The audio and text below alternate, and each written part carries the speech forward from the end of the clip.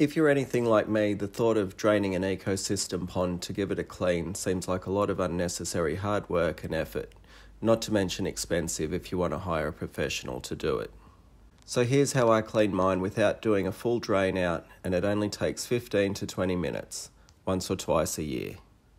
G'day, my name is Kev, and the aim of my channel is to help people build and maintain ponds without spending a fortune.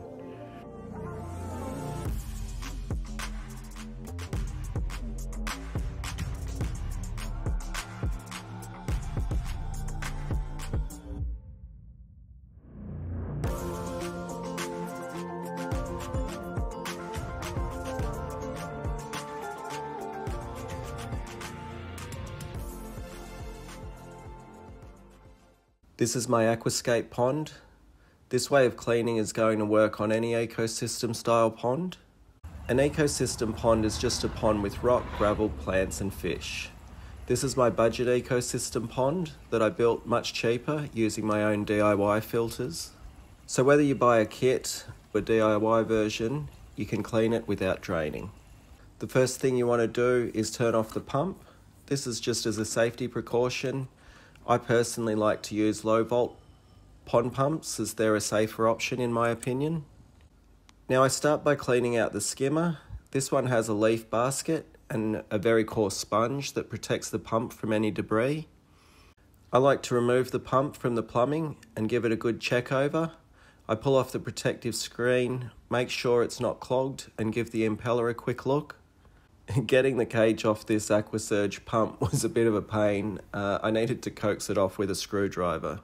Once I'd checked the pump, I went over to the Waterfall filter. This filter has bioballs and 2 sponges to trap smaller sediments that pass through the skimmer. While I was doing that, the cat knocked over the GoPro.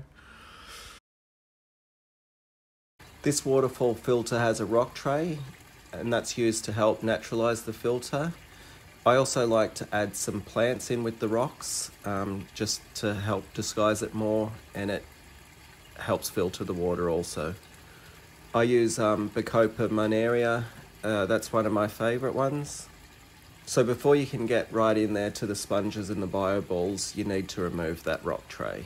While I've got the tray out, I give the plant roots a trim so they don't overwhelm the filter in the coming season. The bioballs I just give a quick rinse in pond water and make sure that there aren't too many roots amongst them. The sponges get quite a bit of material stuck in them. Well, that's their job. So I need to use a garden hose to give them a good clean. It takes a few washes and flips to remove all the accumulation of muck. Don't worry too much about losing the bacteria that's on the sponges. We still have all the bacteria on the bioballs, the rocks in the pond, and that coarse sponge that was in the skimmer.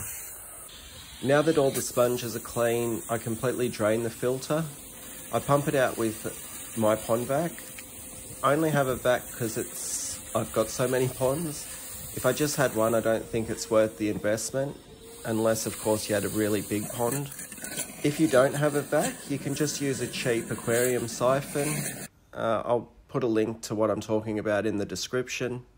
If you just hook up the siphon to some, like just a garden hose, and run it to a low part of the yard, gravity will pull the water and the debris out for you.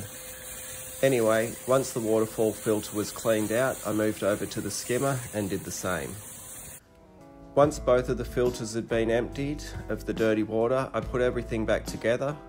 First the pump, coarse sponge and leaf basket in the skimmer, then the sponges, bioballs and rock tray in the Waterfall filter.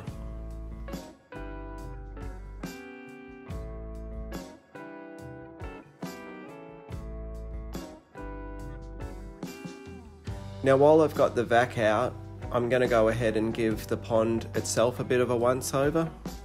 Again, if you don't have a vac, an aquarium pond siphon connected to a hose draining to a low spot is going to do the trick.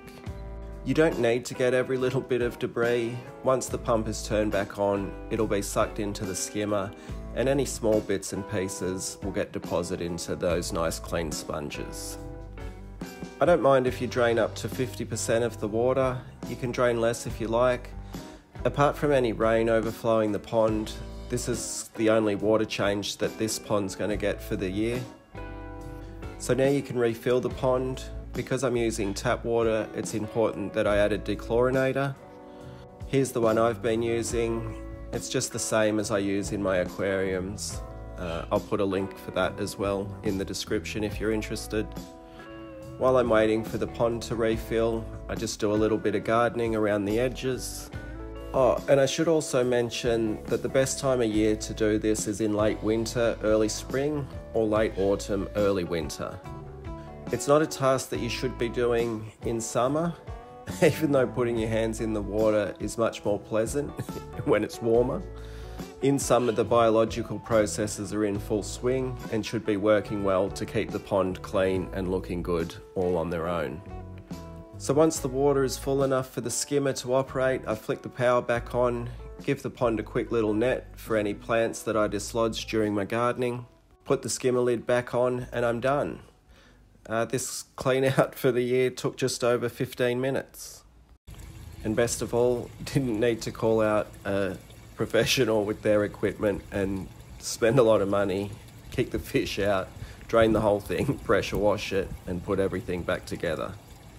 I find when you do it this way, there's no need to add any bacteria, and at this time of year anyway, the water's still too cold. Most of the bacteria sold for use in ponds has no real effect until the water temperature climbs above 10 degrees Celsius. And that's it for this video. Hopefully it's helped out some of you. If you have any questions, throw them down in the comments section and I'll do my best to answer them. Thanks for watching and I'll see you in the next video. Bye.